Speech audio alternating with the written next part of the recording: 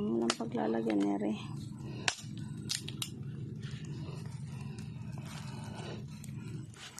Sari, ilalagay ba madudumihan.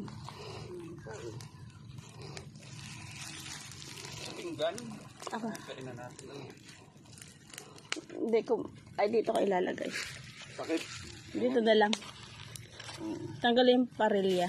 Saka yung bote sa likod.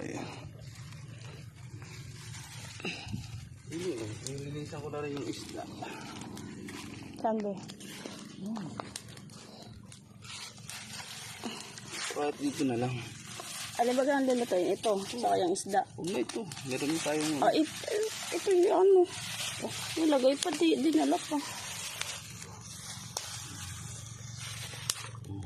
Ay, dapat inano mo muna yung parilya. Lilinisan.